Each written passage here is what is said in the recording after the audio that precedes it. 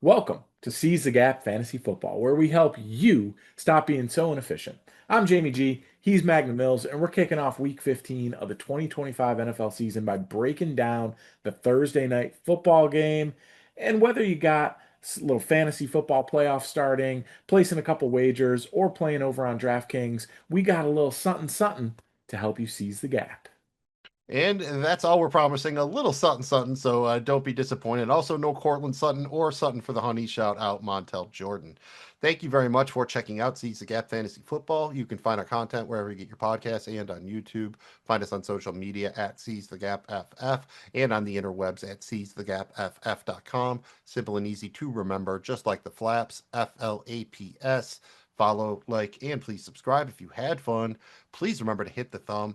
And please remember that we are not affiliated with DraftKings or the DK Sportsbook, but that's where we are getting our odds and wagers from. Everything is accurate as of December 9th, 2025. First and final reminder, get going on that holiday shopping. Before we get into the game here, it is time for the tale of the tape. To kick off week 15 on Thursday Night Football, we have an NFC South showdown. The 4-9 Atlanta Falcons are traveling to Tampa to face the 7-6 Buccaneers.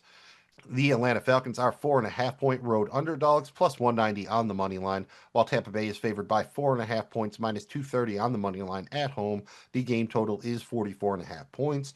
It is December, but it's still going to be nice in Tampa. No weather issues to worry about. As far as major injuries for the Falcons, it seems highly likely they will be without their star wide receiver, Drake London. So make other plans in your fantasy leagues and don't be throwing him into your DraftKings lineups unless we hear that he is playing. For the Tampa Bay side of the ball, they certainly have some issues. Keep an eye on left tackle Tristan Wirfs. He is questionable as we record this. Guard Ben Bredesen is out for the season now. Mike Evans could potentially return this Thursday, as well as fellow wide receiver Jalen McMillan, although it seems more likely that Evans would return over McMillan. And then finally for the Bucs, tight end Cade Otton also looks doubtful all of a sudden this week. Jamie G, how are you kind of handicapping this one here, man? Other overall thoughts on this? You have two kind of struggling teams. Atlanta's lost two straight, seven of its last eight, but they have been somewhat competitive. Three of those losses have been by a field goal or less. Tampa Bay's lost 4 of 5. The only game they won in that stretch was when they beat Arizona by a field goal. Divisional opponents, short week. Both teams are struggling. How do you wrap your head around this one? It's a tough one. It's a tough one. And if you try to look back to, I think these were games last year where like tons and tons and tons of points were scored on the short week, if I remember correctly. I expect it to be a close game, a grimy game, and it's tough to get a read on how it's going to go. And so that leads me to more towards player props and focusing on players over like general spread and game totals and stuff like that. Yeah, I mean it's going to be the first decisions you have to make in your fantasy playoffs, so you're probably going to have a couple of tough calls here. I think when you look at the Bucs, we don't really talk about their defense much. Most of the attention's on their offense. If assuming there's no Drake London, if the Tampa Bay defense can just shut down or even just limit Bijan Robinson, is that pretty much a wrap? Does that win them the game? Is it really that simple, or is it more complex than that? I would say if they can limit that and not allow them to get into play action with Kirk Cousins and being able to kind of pass the football, there's not many options, especially if Drake London's out. So I do think it is that simple. If you can stop the running game, and they'll bang Algier in there too. Like, if you can stop the running game, I think you got a really good chance. Yeah, I just don't see how they can generate much offense otherwise. Like Kirk Cousins has been, roughly replacement level. I would prefer him over Philip Rivers to this point. And if you were in Colts terms, I would take him over Riley Leonard, but he really hasn't done much to inspire any confidence for me. So I think if the Falcons can't get that rushing game going, it's curtains. I mean, other than a Bijan game, like what would a scenario where the Falcons wins look like? Is it just a case of the Bucs offense turning the ball over and them shooting themselves in the foot, or is there, a different path you could see for the Falcons winning the game outside of Bijan dominating? I think it's the Falcons defense being able to cause a lot of problems with Baker and create a bunch of turnovers, maybe even score. If that happens and they keep it super t or they just keep it super tight where this is a low scoring game, I think that's their path. Yeah, well, that's where keep an eye on Tristan Wirfs. His absence would be a big deal. The Falcons are a little bit banged up in defense, but they prior to the last month or so, they had at least been showing some signs of it being worth it, paying off all the investments they had made, both in free agency and in the draft, as far as their defense. And what do you think about Tampa Bay? Is this a spot where maybe, hey, you get Mike Evans back, let's lean on Baker, let him air it out? Or since Baker's been quietly struggling, is this maybe a spot where the Bucs should lean on that trio of running backs they have? I would. I mean, because it's not only the ability to run the football with them, which they didn't do effectively last week against the Saints. It's what you can do with each of them in the passing game too, and they all bring something a little bit different. So to me, I think it makes a lot of sense to incorporate all three of them. And you see him want to use Sean Tucker. He had a couple big games when he's been given work. They still continue to lean on Rashad White here and there, and we know Bucky's a big play waiting to happen. So I would similar to like Detroit, right? Like, hey, you got two great players back there. Figure out a way to use them both. I think it's a similar thing with the Bucks here too. I think that they should do that. Will they? I'm not as sure Well, about that. How about the return of potentially at least Mike Evans? It seems like he is at least on the plus side of play, and I would call it like 75-25 that he plays. McMillan's coming off the neck injury, probably not so much. What do you think of the return of Evans could potentially do here for that offense? I mean, will they be tempted to open it up a little bit more? Or is that just like, hey, great, we have Mike Evans back. That's nice. Keep doing what we're doing. Maybe try to, still lean on those running backs. and again, I go back to too. I don't know that Baker's 100% healthy here. He's taken a lot of hits. We know he had a shoulder. He doesn't look the same. He looks like everything's kind of rushed and hard and forced. He's overthrowing some guys.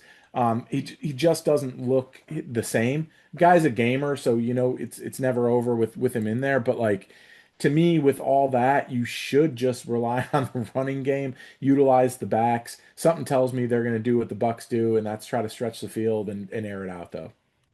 Yeah, they could be, maybe barking up the wrong tree. Baker was great to start the season. He was getting that MVP hype. And I forget whose article I was reading, but they made a very good point about over the last 2 months that Baker Mayfield has been pretty bad. Like he is down Yeah. there in the low 20s in a lot of the advanced metrics here. He's next to guys like, JJ McCarthy in there. So I don't think it's all lost, but he certainly needs to get a little bit healthier and find a way to, not make any mistakes. He's still willing to use his legs. So hopefully they can just be smart here. And this is a game where they can absolutely win it, but they can absolutely lose it if they're a little bit too frivolous, especially with the ball in possession of it. What do you think's more likely here? Atlanta wins the game outright, or Tampa Bay wins by double digits? They're favored by almost 5, so that's almost exactly in the middle. What do you think's more likely? Atlanta wins, Tampa Bay wins by 10 or more. I'm throwing a dart. I can't really decide. I guess Tampa winning by 10 points or more, but it's not by much. I'll go with Atlanta just for kicks because again, all they have to do is win the game. Tampa Bay's got to win by 10. That's a lot there. That's a biggie, kind of a big ask. What would you rather bet if you were going to just have some fun with it? Would you rather go Tampa Bay wins with a shutout plus 2,500, or Bijan Robinson rushes for a buck 60 plus 3,000? I'm gonna go Bijan there. I am too. Bigger number. And dude, shutouts are hard. I know that we've gotten one 2 weeks in a row, which is kind of why I threw one in here just to be a little bit tongue in cheek. Everything happens in threes, but that's actually not bad for Bijan for a buck 60. If he busts off one long run, I think that's certainly in play. So I actually like that number. And, if you're just having a little bit of fun here, like you're just doing a degenerate thing, you want to throw $5 on something, which of these kind of fun wagers would you rather take? Will there be an octopus? That's when a player scores the touchdown and the 2-point conversion to get the 8 points. Yes, on that's plus 1,500. Will there be overtime? Yes, on that plus 1,300. Or will there be a safety? Yes, on that plus 1,200. We've seen both of these things, the overtime and the safety, happen very recently. Octopus, not so much. Which kind of these fun ones would you rather throw 5 on? Every week I pretty much throw, a buck on an octopus just because I want it to happen so badly, and it doesn't, but in the event it does, it'll pay for the whole season. If not, I'll lose, 16, 17 bucks, whatever it is. But yeah, it's a fun one. I'm not gonna go there though, just because it's so hard to have happen. It would surprise me. Really, the bet should be, will there be an octopus at any point in the 2025 season? It should be a future. And I don't think that's out there. So, but it should be. I'm gonna go with the other ones, not the octopus. Yeah, I'll probably go overtime. It's, again, short week, divisional game. Well, why not? I feel like we've seen a lot of overtimes this season. I think sometimes they'll throw the octopus on the weekly special, Will an octopus be scored on the Sunday main slate or something like that? Those are probably not posted until very, very late in the week. So if you're actually looking for that, it could be out there potentially sometimes. And before we get into our Vulture Mans, let's just spit a little hot fire here in honor of our guy Dylan. A bold prediction, a hot take, if you will. I'm going to say Tampa Bay does it. They lean on those running backs, Jamie G. I'm going Tampa Bay as a team rushes for at least 225 rushing yards, 3+ touchdowns on the ground. So ground and pound from Tampa Bay on Thursday night. How about yourself, man? Spit a little hot fire here. Give us one little bold prediction, hot take here for Thursday Night Football. I'm gonna go crazy with this one, and I'm gonna say, you know what? DraftKings only allows 57.5 total points as the maximum you can wager for total scored here. I'm gonna say, you know what? Over 60 points are scored. We forget about all forms of defense, and it's just an absolute shootout, and it's horrible football on the defensive side of the ball. And each team we eclipse 60 total points here. Hey, from the fantasy owner in me, absolutely loves that. So, again, good solid football this time of year. You like a defensive battle, but given these teams, I don't think it would really be a good defensive battle. It'll probably be an ugly one. So, give me the ugly shootout over the ugly low scoring affair. And then we have our vulture men, our creeper touchdown scorers. These are the guys coming in to steal the touchdowns from your fantasy players.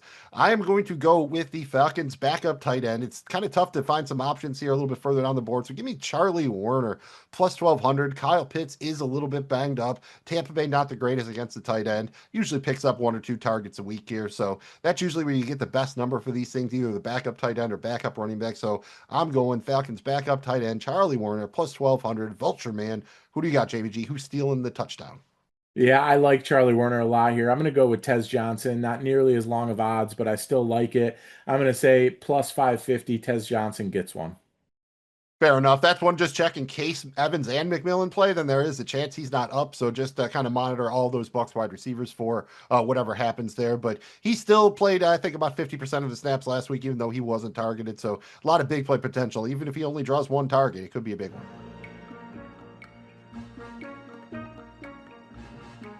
We're opening up the fantasy football discussion here with the usual suspects, the players that you must lock into your fantasy lineups. No hesitation, no surrender. Unfortunately, there are not a lot of usual suspects here on the Atlanta side of No. the ball. Obviously, you are starting Bijan Robinson. If Drake London were to play, I would go ahead and start him. No hesitation, no surrender. I think they're going to be very careful. So if he's good enough to be active, good enough to play, he's good enough to be in your lineup. And then if he's not in there and he's playing, Kyle Pitts can go in there. They have to find somebody else. It's been Pitts, not Darnell Mooney, that has been the main beneficiary from Drake London's absence. On the Bucs side of the ball, assuming Mike Evans comes back, Kate Otton's banged up. It's really tough to figure this one out. Baker's banged up. So the only usual suspects we have here are Bucky Irving, the running back, and the kicker, Chase McLaughlin. Never fear, you can get that kicker spot out of the way on Thursday Night Football. As far as streaming options on the Atlanta side, if you are in a 2 quarterback league, you can play Kirk Cousins. I don't expect much, but the Bucs are a bit of a pass funnel defense. Jamie G throughout the 60 burger. We have seen some crazy shootouts on Thursday Night Football. So if you're desperate in a 2 quarterback league and you had to throw the Hail Mary on Kirk Cousins, it is what it is. Jamie G, real quick, Kirk Cousins or Phillip Rivers at Seattle? I gotta go Kirk Cousins. See, so there's a world here. That's or the Jets' undrafted rookie quarterback, right? Like I think we can find Yeah. enough options here. So in a league where you have to start 28 quarterbacks, I think Kirk Cousins can sneak in there. If that's probably damning with faint praise, that's the intention. And then again, assuming Drake London is out, you can take a chance on Darnell Mooney. He's really only come through once here. Pitts again has been the more primary beneficiary, but if you are desperate for a third, fourth wide receiver, second flex, something like that, you can take a shot on Mooney. On the Bucs side of the ball, pretty much everybody else is streamable. Baker Mayfield, Emeka Egbuka, Chris Godwin, Mike Evans, the Tampa Bay DST. If you were in a really, really deep league, you could probably even take a chance on Rachaad White or Sean Tucker. Probably wouldn't be going there in your standard 12-team leagues, but it's a real mess on that Bucs side of the ball. And it's a real mess trying to figure out what to do with Baker Mayfield. So what we did here, we took some quarterbacks in the same area of the rankings according to Fantasy Pros, their consensus rankings for week 15. We ranked 5 quarterbacks, one of which was Baker Mayfield. And up top, Jamie G, we had Jared Goff. We both had him at 1, traveling to Los Angeles to face the Rams. Baker made it to number 2. You had him at 2. I had him at 3. We had the flip thing for number 3, Sam Darnold. You had him at 3. I had him at 2 at home against the Colts. We both had Bo Nix, number 4, at home against the Packers. And then on the other side of the ball in that game, we both had Jordan Love at 5, traveling to face Denver. This seemed about right to you. Jared Goff's indoors, high scoring environment. We both had him at 1. For me, I went with Darnold over Baker just because I expect the Seahawks to really, really romp in that game. And we've seen in those blowouts, Sam Darnold managed to get it done with 2, 3 touchdowns, even if he doesn't get a ton of yardage. That was kind of my line of thinking here. Are you fine with starting any of these guys, or is there a cutoff point at which you'd start to get nervous? I think I'm okay with it. I think I'm okay with any of them. Obviously, the top three I like more than the bottom two, but I think I'd be okay. Yeah, it's just a matter of how that Denver game turns out. I mean, we've seen Denver games be more high scoring than we think. I mean, just 2 weeks ago with the Commanders, the Cowboys game before that, even the Giants game. So it's not impossible that there winds up being some points scored in that game. Yeah. So again, that's kind of right on the edge, but we do have at least a little bit of faith in Baker here. And then the Tampa Bay wide receivers, we were pretty much in the reverse order just about, so everyone wound up being tied. We both had Godwin at 2. He does seem like kind of the safest guy here if you're looking for 10 points. You had Ibuka at 3. I had him at 1. And then you had Evans at 1. I had him at 3. For me, I was just a little bit lower on Evans because we don't know what his status was going to be, even if he plays. Maybe they come out and say, hey, he's a full go. You know, it worked last week. If you started Amon-Ra St. Brown, despite these short notice, is that kind of what you're thinking? If they're going to put Evans out there, he should be good to go. Yeah, I think if he's playing, it's he's good to go, and they need a spark pretty bad here, man. I mean, they lost a big one. They could F around and find out here with Carolina winning this division, so they got to have it. And I think Evans knows that. I think he comes back and they're going to use him, man. I don't see it any other way. Yeah, he's just a little bit boomer busty. Last week, Ibuka still led the team in targets by a comfortable margin, although you're right, he had a couple of drops. I think this is a case where Evans coming back, and especially if they can run the ball, they get that play action going. I think it could actually be to Ibuka's benefit. And this is just one of those things that always seems in the playoffs, like just when you thought I was out, they pull me back in, like he's been left for dead. It just feels like the spot where maybe you can all come back together for him on Thursday Night Football. Then we had a couple of start sit calls. Going to assume these are for 12 team 1.0 PPR leagues unless otherwise noted. 3 that we agreed on, we both said, assuming that Drake London is out, we would start Darnell Mooney over Xavier Worthy versus the Chargers.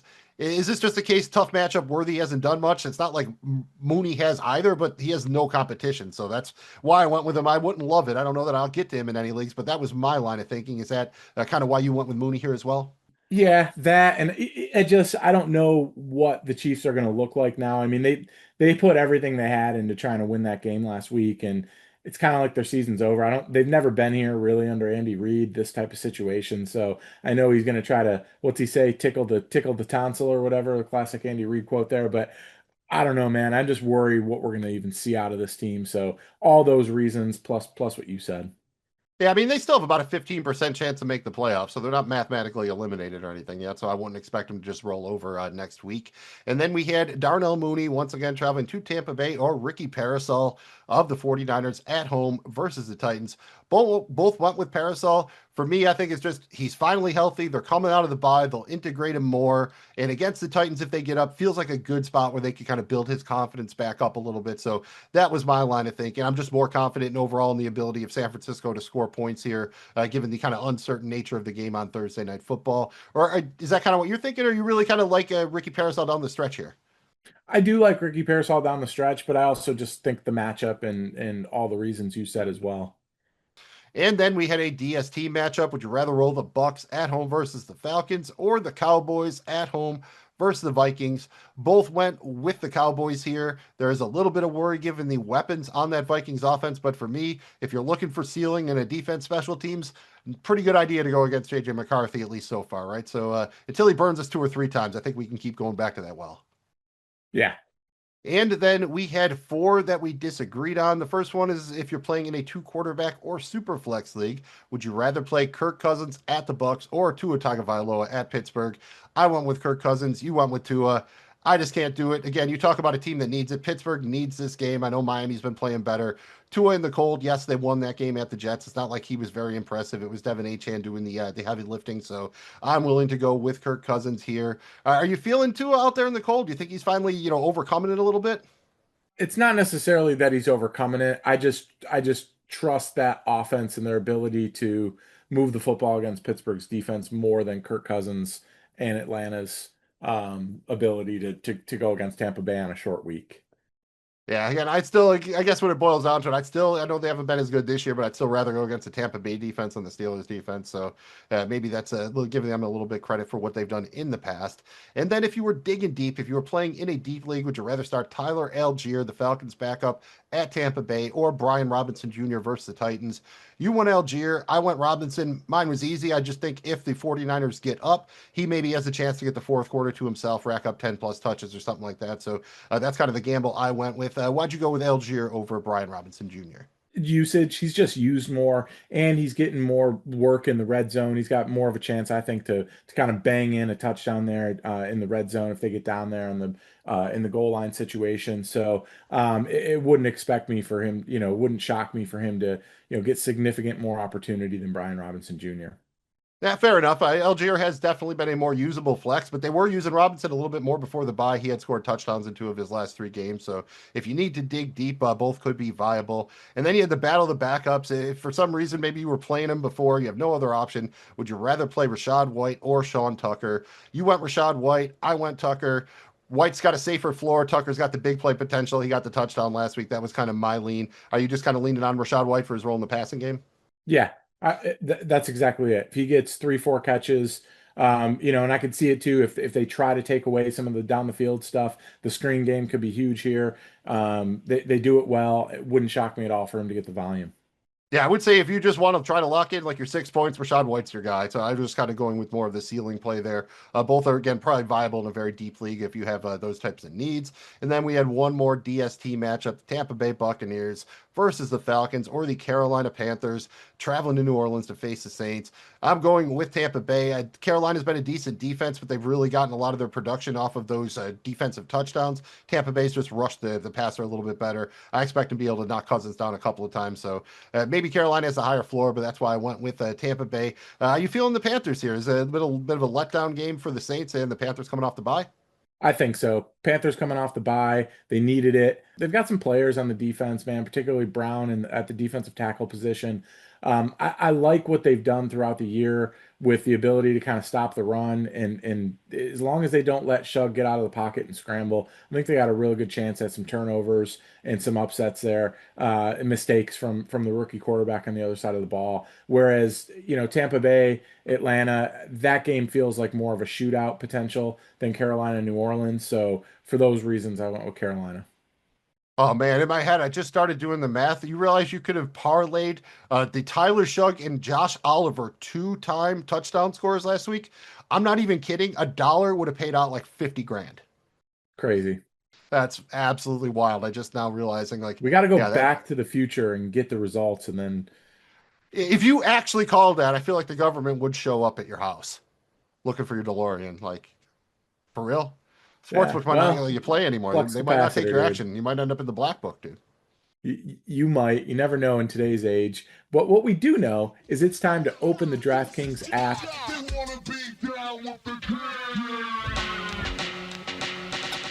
It is down with the king, baby. We're going to help you out in our Thursday night showdown contest here, starting with the most crucial call of them all, who to play as your captain. Oh, captain, my captain. Yeah, this is pretty interesting because there's two options, and I don't know how much lower I'm willing to go, and that's kind of rare. If you are playing a cash game, 50-50, double up head-to-head, whatever, Bijan Robinson, your guy, 16,800. Been a little bit of a bob here. He's got two 33-point games in his last five, but the other three were only between 10 and 15 DK points, so the floor has certainly not been as high as you would like it for a captain, but the ceiling is certainly still there. And you could easily make the argument for him to also be your primary captain in a large field tournament lineup. But if you want to save a couple bucks and get the guy who's going to be quite a bit less owned a captain, that's Bucky Irving, 15,300. So you're saving $1,500 from Bijan. The ceilings are going to be similar. Bijan's ceiling will be a little bit higher because he doesn't have to compete with the other usage. Algier does get in there, but overall the Falcons will probably have more rushing volume. And then you look at Bucky Irving. He's big play waiting to happen, but did still lose a fair amount of volume last week to Rachaad White and Sean Tucker. So the floor is not nearly as safe as Bijan's. But again, if you're playing in a large field tournament, we don't really care about the floor. All we care about is the ceiling. So Bucky is a very, very viable option there. Jamie G, you don't have to go on that far to find Baker Mayfield. He's 15,000 flats, only $300 cheaper than Bucky Irving. Can you really see yourself rolling Baker at captain here? I mean, I don't think he's had more than 22 DK points in a game since like week 4 or something. Yeah, I don't think so. I don't think so because it's just we just haven't seen it. And again, I think he's playing hurt. He's banged up here with the shoulder. I understand it's a non-throwing shoulder. It doesn't matter. I still think he's banged up. Yeah, I think the only way you could do it is if maybe if you're starting Bijan a captain and then you just run it back on the other side with a full Falcon or with a full Bucks onslaught, play Baker and at least two of his wide receivers or something and ignore Bucky Irving. That's probably about the only scenario I think where I'm getting there. And could you bring yourself to try to pick one of the Bucks wide receivers a captain? Again, assuming Evans plays, Buka's 13.5, Evans is 13 flat, Godwin's 12,600. Is it just too hard to choose? I mean, I don't think I'm going to really get there unless I'm just doing it basically to be random deliberately. Yeah, that's really the only reason. It's just too hard to choose, and you don't know what you're going to get out of Evans coming back. And really, I think Ibuka's been hurt so much by Godwin coming back. You just don't know how this is going to work, and I don't know that the Bucks offense has totally figured it out yet either. Yeah, the only good news is at this price tag, they're not picking up much ownership. I guess if I absolutely had to pick one a captain, just Mike Evans, because why not? It's a primetime game. He's returning. Give me the 100 yards and 2 touchdowns, but I don't really have much confidence in it. Definitely a spot where I'm going to lean on the running backs a captain this week. After we pay up for our captain, we got to find some savings. It's time to find out if the price is nice. Jamie G, the price is not that nice this week. It's even a little mean because there are not a lot of good value plays here, especially way down in the dumpster. The absolute cheapest guy I can see myself getting exposure to right now is somebody called Dylan Drummond. Wonderful alliteration. If you don't know who he is, he's a wide receiver for the Falcons. He's been getting some burn in place of Drake London.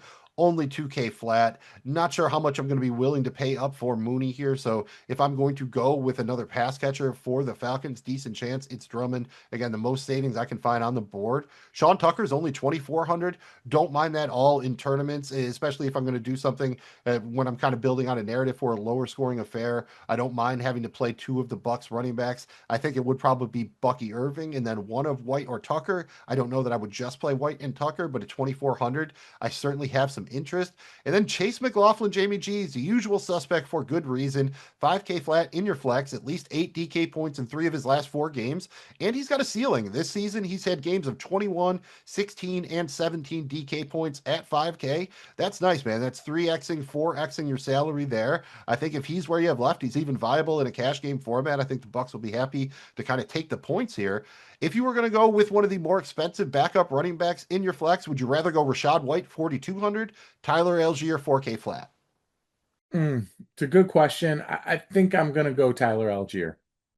If you were going to play a pair of running backs, the cost would be pretty similar. Would you rather play Bijan and Algier or White and Bucky Irving?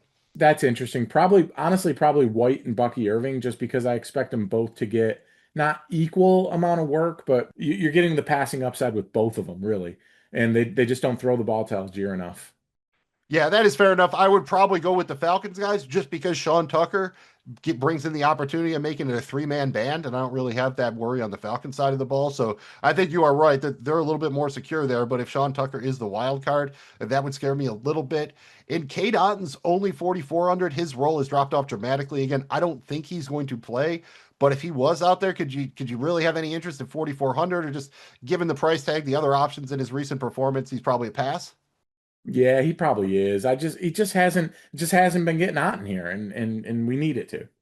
Yeah, another guy who really kind of fallen off since Godwin came back, especially in overall target volume here. So hopefully it will be Otten here again someday, but probably not week 15 on Thursday night. Probably not. I think that's enough value to get where we need to go. Who else we spending up for in our flex positions? If you're not playing McCaptain, you want to get both the big boy running backs into your lineup in the flex. Bijan's 11,200, Bucky Irving 10,200. Don't overthink it. Baker Mayfield is 10K in your flex. I mentioned it. We have not seen a ceiling game in a long time, but I don't know if you have to spend some money somewhere here. Would you rather like throw Baker Mayfield into like your cash game lineup into your flex, or would you rather take a chance on just picking the right Bucs wide receiver? I mean, it's so hard to pick the right Bucks wide receiver. I think I'd take the latter.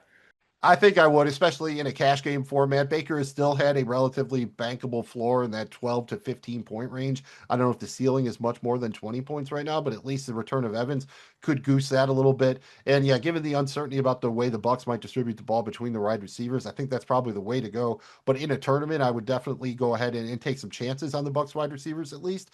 How about Kirk Cousins, 8,800, yet to exceed 16 DraftKings points this season in any game, in any start.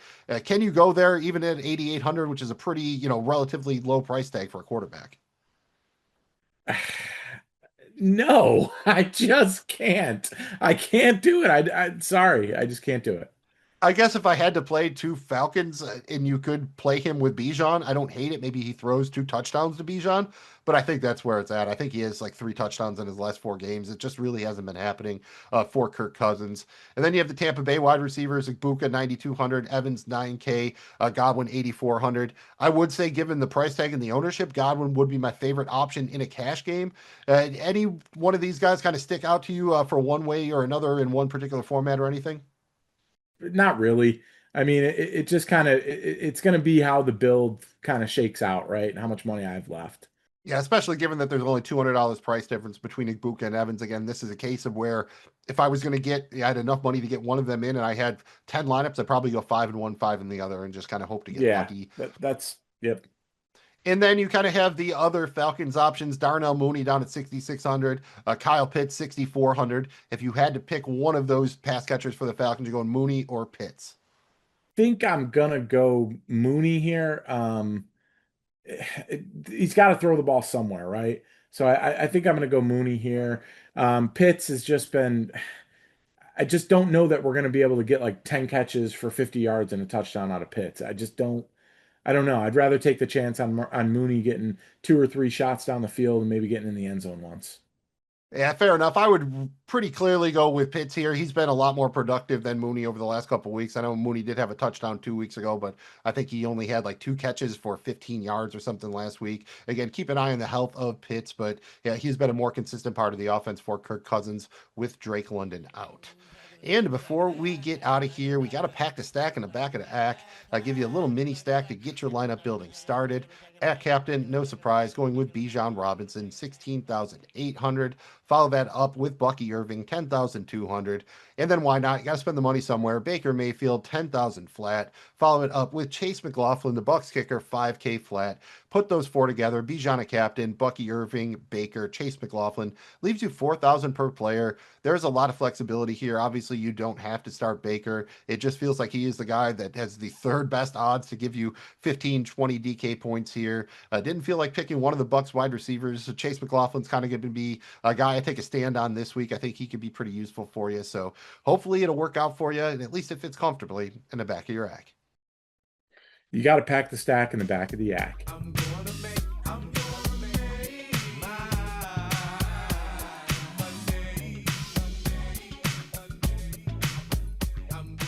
It is time to make some moolah, some money on another edition of Bet It, Bank It, Blow It. Mills, remind everyone what we need to know before we place our bets. Please remember that we are not affiliated with the DraftKings Sportsbook, but that's where we're getting our odds and wagers from. Everything is accurate as of December 9th, 2025. Here on Bet It, Bank It, Blow It, our preferred currency is the Cricket coin. In Cricket, we trust, so all of our wagers are in the form of Cricket coins. We like to open things up with the golden grab bag. These are just some miscellaneous wagers for the game. They don't necessarily fit neatly into anything else we are doing, and they're not our absolute favorite wagers for the game, but we really, really like them. Last week on Thursday Night Football, JBG, you turned a profit of about 98 coins. You went 2 for 3. You hit on Dak Prescott, 280 plus passing yards. Jahmyr Gibbs, 5 plus receptions, but missed on Dallas plus 3.5 on the alternate line. I've turned a profit of 211 coins, hit both of my wagers, David Montgomery 40 plus rushing yards and Jameson Williams 6 plus receptions. And I got a little bit lucky because Jameson Williams got there even with Amon-Ra St. Brown playing. So not a bad week for us, up a little bit over 300 cricket coins. For the season in the grab bag on Thursday Night Football, Jamie G is up about a buck 82. I am up about 19, putting us up about 200 overall. Across all slates for the grab bag, Jamie G is up about 529 coins. I am up about 4 coins, putting us up about 533 overall. Jamie G, you are in the lead. You have the honors. What are you adding to the grab bag here for Thursday Night Football? Got two here that I'm gonna go with. First off, and Mills, both of these are a little, you could say I'm baking some bread, baby, because I'm putting 100 cricket coins on Bake Show Baker Mayfield to have 15 plus rushing yards. He's averaging almost double this. I expect him to get out of the pocket and scramble when pressure gets there. It doesn't matter if he's banged up or not. It's just what he does. So I love him at the 15 plus. It's minus 127, so 100 coins there to win back 179. And then I'm also going to put 100 cricket coins on Baker to have 200 plus passing yards here. It's minus 179, 100 coins there to win 156. I only have one offering here, and actually, I was originally going to be on the Baker rushing prop. Saw that Jamie G had it, so I just stepped it up a bit. I'm going to put 100 cricket coins on Baker Mayfield to have 20 plus rushing yards. That is plus 123, 100 coins to bring back 223. And Jamie G, this is not related, but this has come across my desk as we since we started recording this. What do you think the current odds are for Philip Rivers to win Comeback Player of the Year? Plus 7,000.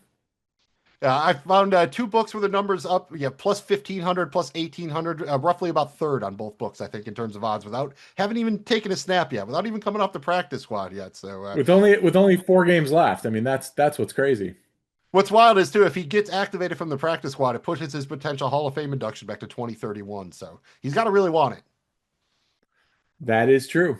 The golden grab bag, it's for everybody, but the 3 degrees of degeneracy, it's only for the true degenerates amongst us. Magnum Mills is going to show you just how quickly someone can slide into full-blown degeneracy. Yeah, it happens just like that. Last week, though, I did turn a small profit in the degeneracy on Thursday night, up about 19 coins. I hit my flounder, Dak Prescott, 270 plus passing yards, missed my Barney, Dak Prescott, 2 plus passing touchdowns, and just missed my cricket, Jameson Williams, 120 plus receiving yards. So close. If Amon-Ra St. Brown hadn't played, he would have got there. On Thursday night in the degeneracy across all weeks, I am down about 654 coins, and across all weeks down about 1,523. This week for the Flounder, Degen 101, the intro to degeneracy, just dipping your toe into the pool. I'm putting 100 cricket coins on Kirk Cousins to have over 0.5 interceptions, minus 130, 100 coins to bring back about 177. One or more interceptions in 2 of his last 3, 3 interceptions total in his last 3 games. I think he's going to have to push it here against that Bucs offense. Going to give you at least 1 interception. Leg number 2, we have the Barney, degree number 2 of degeneracy in honor of our guy, Barney Gumble, favorite degenerate at Moe's Tavern. He's got 50 cricket coins and he's putting them on his boy Bucky. We got 50 cricket coins on Bucky Irving to have 70 plus rushing yards. That is plus 130. 50 coins to bring back 115. He's been very consistent, hasn't quite hit this number, but he's had between 55 and 71 rushing yards in every single game since week 2. As long as he gets an extra carry or 2, I think he's getting there pretty easily. And then finally, the 3rd degree of degeneracy, we have the cricket in honor of Rickety Cricket living under the bridge with dogs. He's got 25 coins. He worked all week for these, and he's putting them on Jamie G's guy, Baker Mayfield, to be an anytime touchdown scorer. Plus 500 by hook or by crook. Baker's going to run one into the end zone. 25 coins to bring back 150. We'll see if it works. I don't know if it'll get Cricket out from under the bridge permanently, but he can at least party like a rock star at the Comfort Inn. Yes, he can. I don't know about you guys, but I'm ready to have a little fun. So let's party, baby. Here on Bet It, Bank It, Blow It, we host the Parlay Partay. It's a party where you can have fun and win some serious cash. But the price of admission is a parlay. Yeah, and ideally a winning parlay also might be a four-drink minimum. Check on what night you are attending. Last week on Thursday night, Jamie G, you had the only offering for the partay. You missed on your four-legger. You only hit one of three legs. You hit on Dak Prescott, 270 plus passing yards. George Pickens let you down, did not get over 78 and a half receiving yards. Missed on Dak Prescott, 2+ passing touchdowns, and Jahmyr Gibbs, 80 plus rushing yards. So booked a loss of 100 coins. On Thursday Night Football through 14 weeks in the Parlay Partay, Jamie G, you are up 50 coins. I'm down 400. Our collaborative parlays are down 300, putting us down 650 coins. Across all slates in the Parlay Partay, Jamie G, you are up 553 coins. I am down 380. Our collaborative parlays are down 500, putting us down 327 coins. This week, it is up to me to bring the offering to the partay to appease the party gods.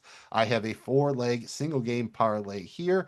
Going to do a bit of a rushing thing, partially because that's really what's on the board when we are doing these, but I do like this quite a bit. Leg number one, got Bucky rushing the ball, baby. Bucky Irving, 14 plus rushing attempts. That is minus 288. Leg number two, Bucky's got to do something with those attempts. Bucky Irving, 50 plus rushing yards, minus 245.